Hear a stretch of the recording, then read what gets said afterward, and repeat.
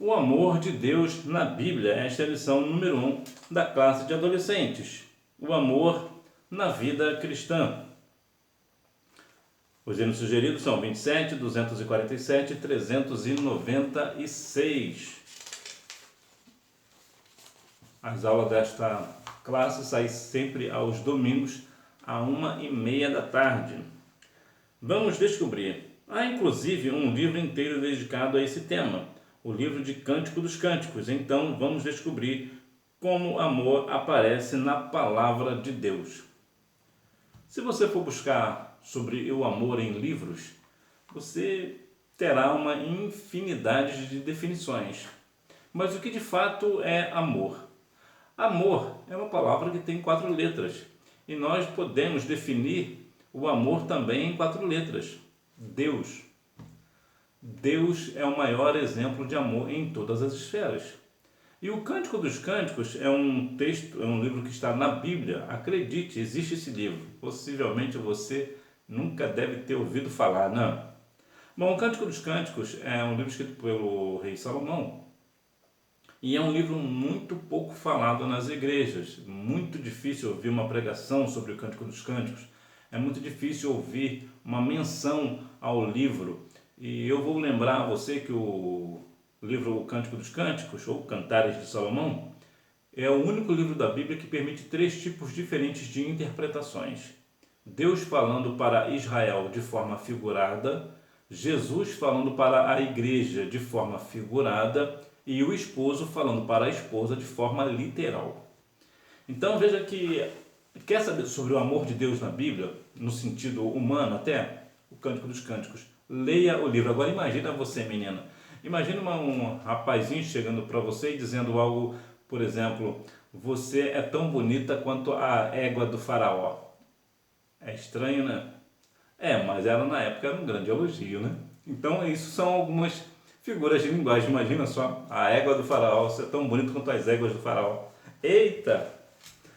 Bom, falando sobre o amor de Deus na Bíblia. O amor de Deus vai sempre nos relatar, a Bíblia vai sempre nos relatar o amor de Deus para conosco, como diz, por exemplo, João 3,16, que é o coração da Bíblia.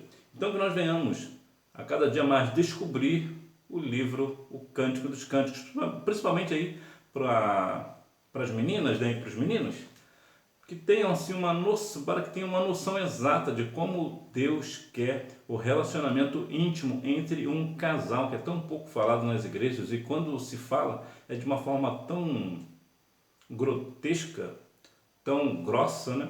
Mas o livro Cantares de Salomão nos traz aí um norte muito interessante acerca do amor do casal. Também falando de Cantares de Salomão, assim como o livro de Esther, Cantares de Salomão também não menciona o nome Deus. Hora de aprender a palavra amor. Se estamos lendo o Antigo Testamento, encontramos algumas expressões que têm origem no hebraico e referem-se à relação entre Deus e o seu povo. No caso do Novo Testamento, a palavra origina-se no grego e pode referir-se ao amor de Deus ou ao amor humano. Então vejamos que a Bíblia vai nos trazer esse norte. Uma hora, principalmente lá no Antigo Testamento, terá entre o amor de Deus e o seu povo, mas no Novo Testamento vai se referir ao amor de Deus ou ao amor humano. Nós falamos muito de amor e verdadeiramente muitas vezes nós não vivemos o amor, porque o amor verdadeiramente ele é difícil de ser vivido na essência. Na essência ele é difícil. Por que ele é difícil de viver? Porque o amor, de modo geral, ele não quer nada em troca. O amor ele é espontâneo. É aquilo que você faz pelo outro sem querer nada em troca. Aquilo que você faz de bom, né? Olha lá o que você vai fazer, olha lá o que você vai aprontar. Hein? Quando você faz algo bom para alguém, isso quer o quê? Isso é um momento de carinho, de amor, de atenção pelo próximo.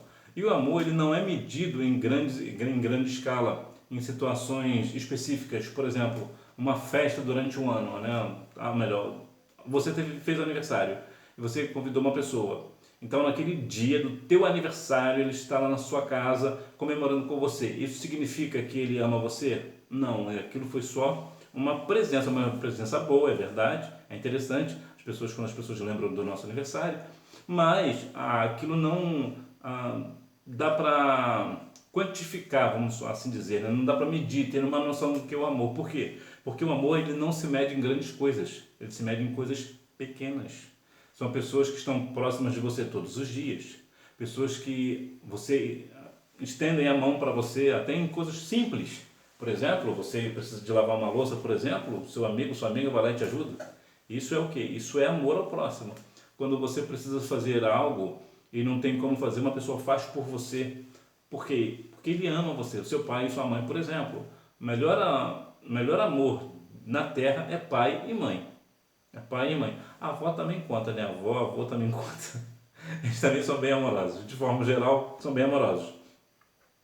Então, a sua mãe, por exemplo, ela deixa de comer para que você coma. O seu pai, da mesma maneira. Isso é amor. Ele requer o que em troca? Nada. Então, nós temos que ter uma noção do que realmente... Uma coisa é muito fácil falar de amor. Falar de amor é fácil. Difícil é viver. Viver o amor para com o próximo, isso é muito difícil. Então, nós devemos fazer justamente essa parte que é difícil, né? Viver o amor na essência e não na aparência. No Antigo Testamento, a Rava pode expressar o amor entre seres humanos, do ser humano por Deus, do ser humano por coisas, de Deus pelo ser humano, indivíduos ou grupos e pela criação em geral. Então vemos uma palavra aqui que vai nos complicar um pouco a vida, né? Que é o amor entre seres humanos, entre o amor, por exemplo, talvez entre pai e filhos, talvez, ou talvez entre irmãos, ou... Se bem que o amor entre casal é o amor eros, né? É um amor eros. É mais uma questão de desejo carnal, né? E nesse caso, quando casado, é permitido, tá? Olha lá, hein? Esse amor não é para você. Você ainda não casou, não é para você. Não inventa. Não inventa. Só vai descer ladeira abaixo. Nem pensa. E também a questão do ser humano por Deus. Né, quando nós temos amor por Deus também, é esta palavrinha aqui que define. E também do ser humano por coisas, por exemplo, você deve amar o seu celular, né? Então também é usado esta palavra. Deus pelo ser humano, ou seja, o amor que Deus tem por nós também é usado esta palavra. Então vejamos aqui questões diferentes. Agora, existe aqui a questão do termo, excede, é uma palavra com diversas possibilidades de tradução. Ela aparece não só com o sentido de amor, como também de misericórdia, bondade e favor, né?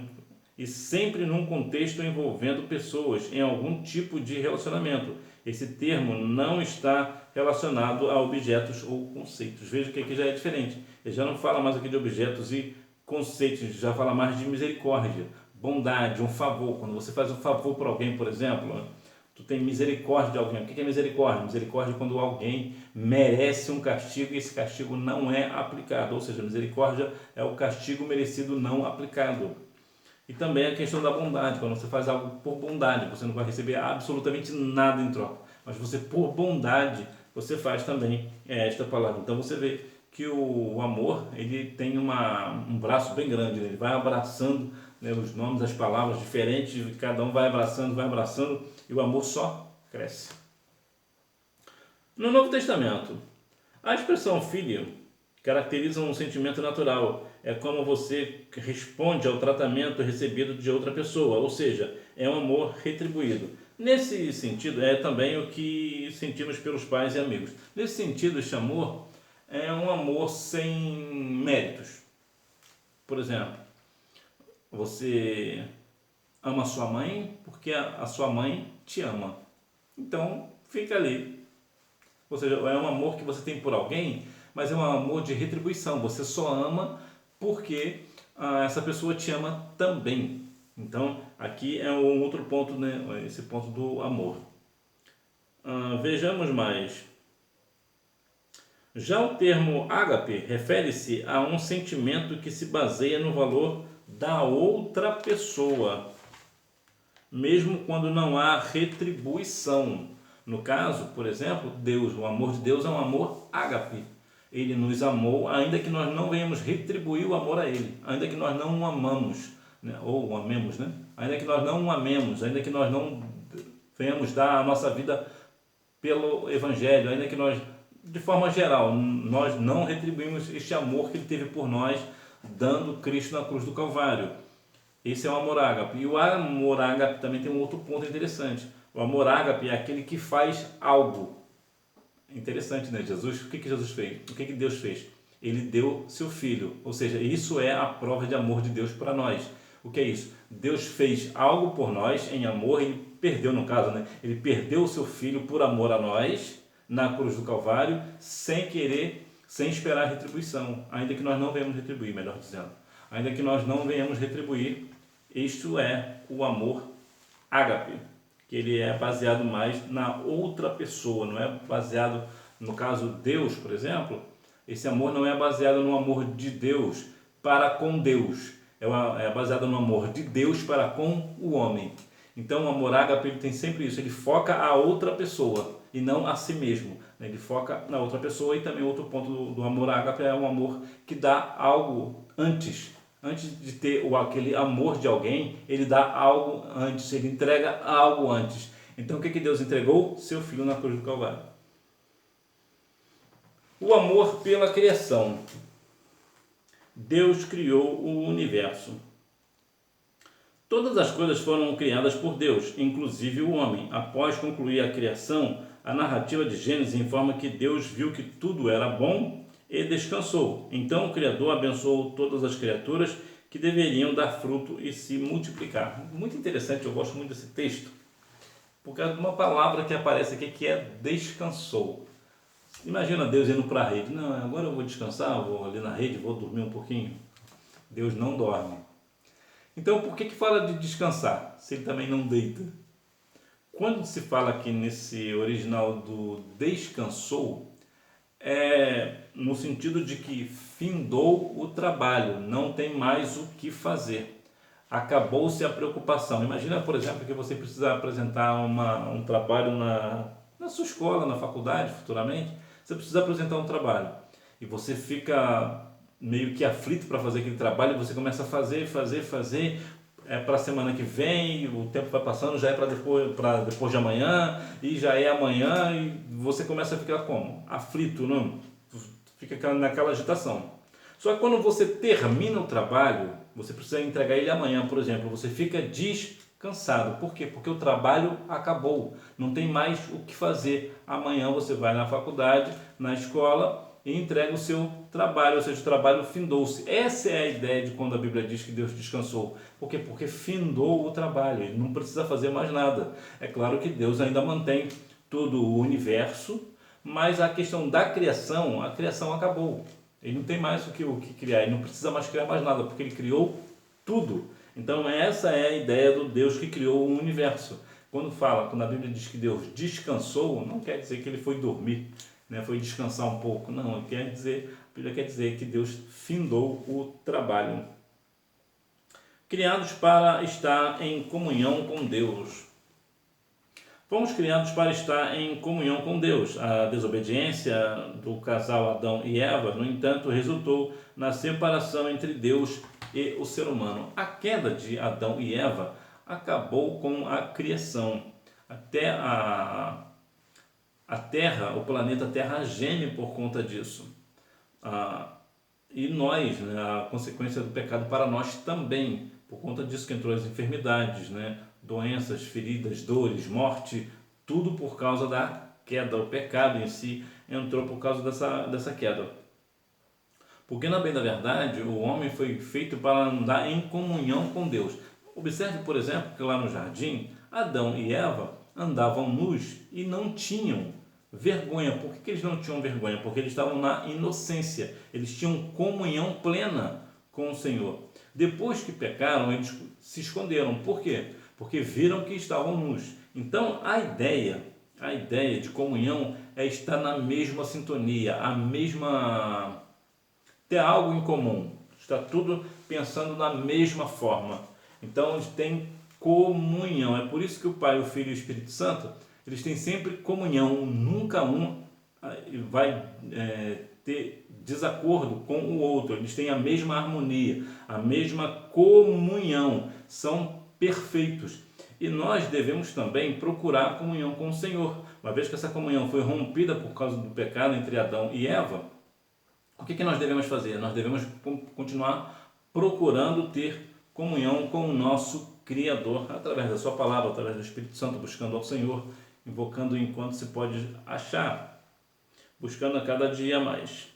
O amor por Israel. Além de informar que Deus ama o seu povo, revela também o comprometimento divino com Israel pela aliança feita no Sinai. Deus é um Deus de alianças. E a aliança, ela tem uma ideia muito interessante sobre a questão da unidade. Por exemplo, o arco-íris, né? O arco-íris é uma aliança colorida enorme, né? É uma aliança colorida. Vemos lá em Gênesis 9:13, né?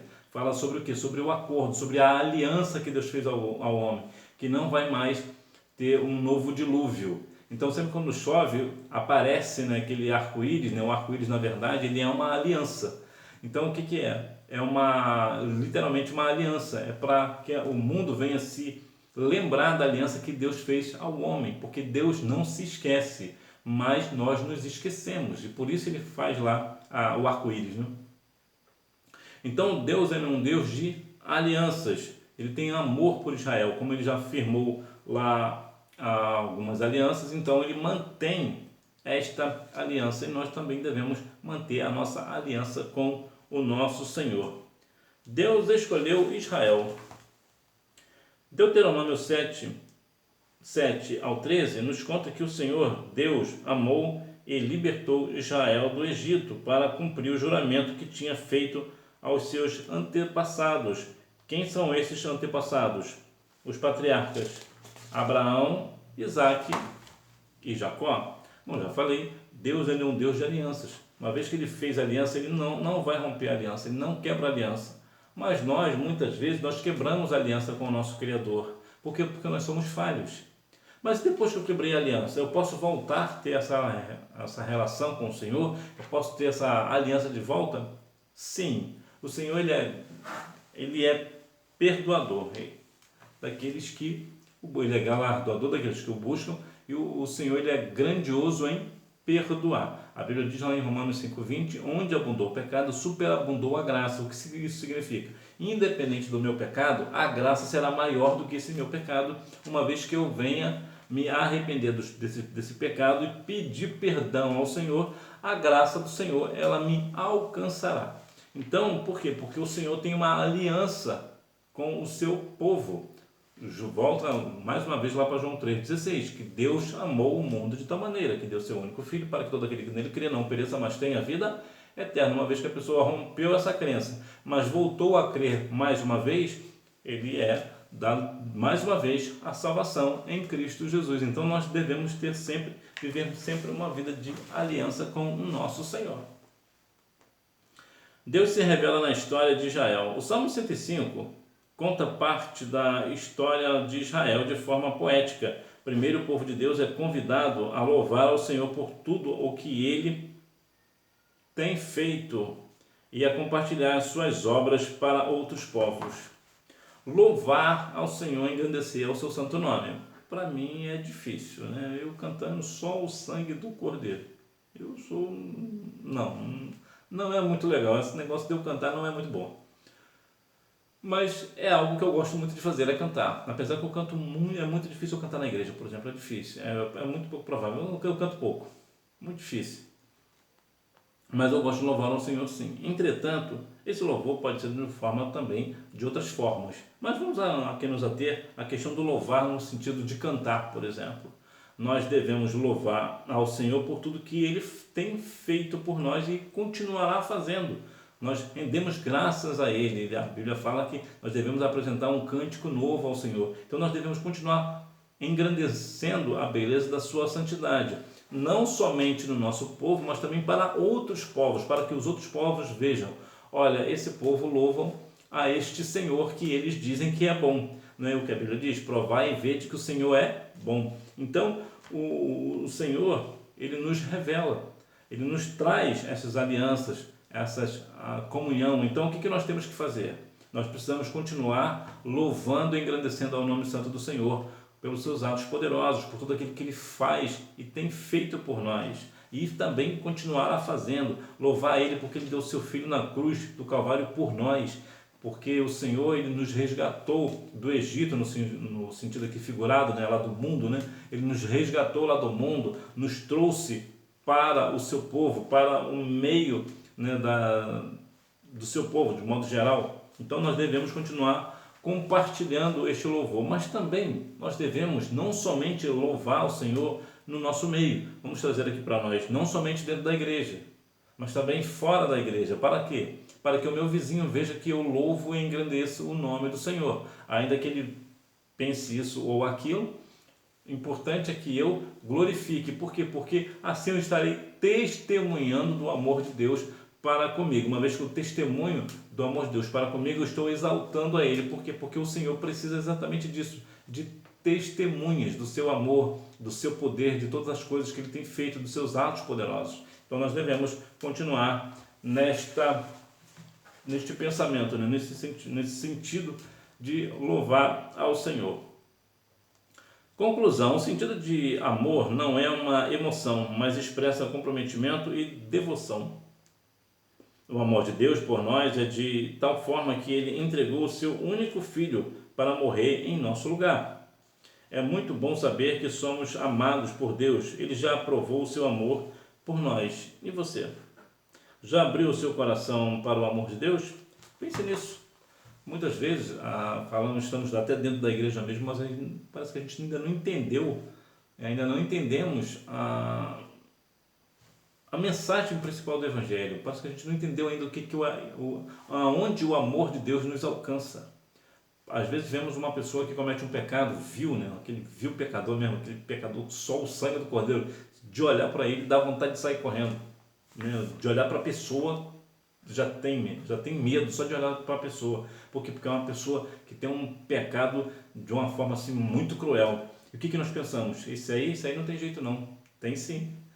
Nós não entendemos que o amor de Deus também alcança ele. É a tal maneira que Deus amou o mundo. Então é uma maneira tão extraordinária que toda pessoa ela está apta a estar no meio da congregação, entrar nas mansões celestiais pelas portas. Então que nós venhamos a cada dia mais louvar e engrandecer o nome santo do Senhor, compartilhar o seu amor com os nossos vizinhos para que eles também venham assim ao pleno conhecimento da verdade. Vamos praticar. Número 1. Letra A, verdadeiro. Letra B, falso. Letra C, falso. Letra D, verdadeiro. Número 2. Agradeçam a Deus, o Senhor anuncie a sua grandeza e contem às nações as coisas que Ele fez. Número 3. Na Bíblia encontramos várias definições para a palavra amor, que pode significar amor entre seres humanos, do ser humano por Deus, por coisas, por outro ser humano. O amor corresponde também à essência de Deus. Quem é Ele? Ou melhor, quem Ele é. E por fim, o amor corresponde ao tratamento recebido ou retribuído aos amigos ou aos inimigos. Já pensou você tem que amar o seu inimigo? Aquela pessoa, aquele professor de matemática que só o sangue do Cordeiro, aquele professor de física, de química. Se bem que existe a professora de química que é legal, tem uma professora aí que é bem legal, né? Fê Garcia. Ela é bem legalzinha, é bem divertida até. Mas de modo geral, eu tenho os professores de química, de física, de matemática, que só Jesus, né? Precisamos amá-los também. Até aquele chefe chato, aquele professor da escola bíblica dominical que você olha para ele meio assim, com uma certa diferença, você precisa amar ele também. E o inimigo de modo geral, né? Não o adversário, né? Não o Satanás, esse não, esse aí está perdido. Mas aquele pessoa perto da sua casa, da sua escola, que você sabe que não gosta de você, você precisa amá-lo também. Isto é a essência do Evangelho, é o amor que nós temos que ter uns para com os outros, independente se creem ou não em Deus, até porque através do teu bom exemplo de amor a Ele, a essa pessoa pode ter isso como fazer a diferença na vida dela e ela acabar aceitando a Cristo por causa do teu exemplo. Que Deus em Cristo continue abençoando a sua vida, que você tenha uma boa aula e você me vê na próxima aula, se Deus quiser. Tchau!